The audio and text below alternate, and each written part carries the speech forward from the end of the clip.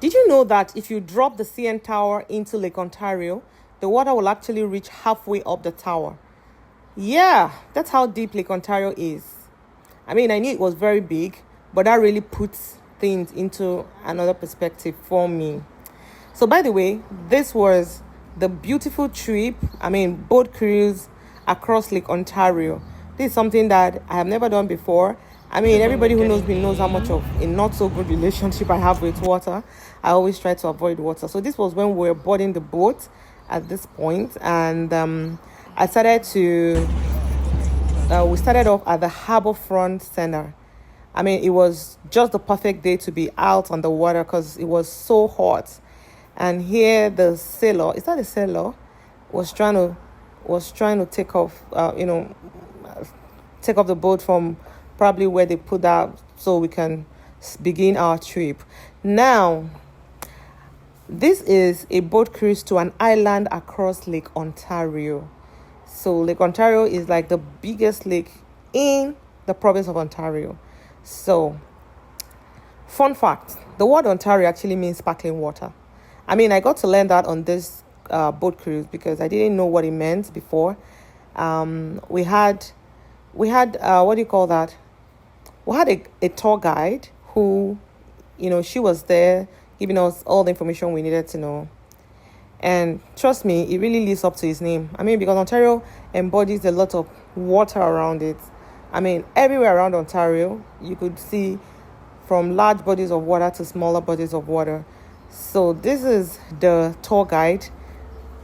Just listen to her. Part of Lake Ontario that's protected by the islands up ahead of us. Lake Ontario is one of the 5 Great Lakes of North America, and they sit at the border right between Canada and the U.S. An easy way to remember the names of these 5 Great Lakes is through the acronym. Not all was totally lost, as the boat was able to be repaired and rebuilt and still runs as a ferry boat to the islands to this day. Since then, since we would like to not be known as the city full of boat and plane collisions. Now, the island is, they have a couple of islands in this area. One of them is the Center Island, there is the Mid Island, and there is the Chicken Soup Island. The name Chicken Soup, I really can't even remember the origin of that name, but it was fun. Now, these islands are places where people live, and some of them do not permit you to own a car. Now, some of the people who live there do not own their personal car. They just have water bikes, kayaks, ships, and all of that. Just anything that would enable them to move in water. Except for the, fire trucks and the police vehicles, there are no other vehicles. Now, these islands are very, very good, very quiet, very calm.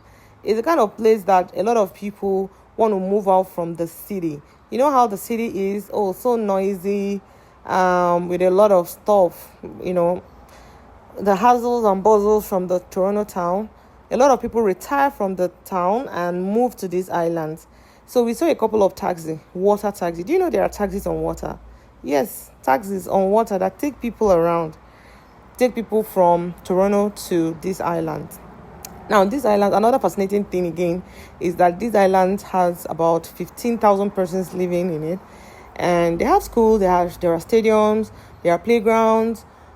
It's so cool, it's so refreshing, it's so calm.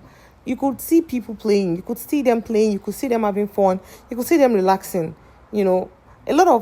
One thing that amuses me so much is that it's not even easy to get a house in this island. So, because a couple of people want to live in this island, so usually they pay 20 to 30 years even before they get an apartment.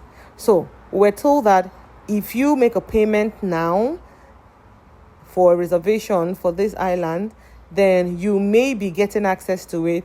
It may not even be you, it may be your children, because the turnaround wait time is pretty very long. Another fascinating thing is that we could see a lot of view. The city of Toronto has a lot of remarkable stuff around. So we could see the CN Tower clearly from a distance, though. Everybody knows the CN Tower. And guess what? The CN holds the record for having the highest restaurant in the world. Yeah, it's called the 360 restaurant. And as the name suggests, the entire restaurant rotates. So while you're enjoying your meal, you're also getting a full panoramic view of Toronto from way up in the sky. I mean, I love the good view, but I don't think I'll be trying that anytime soon.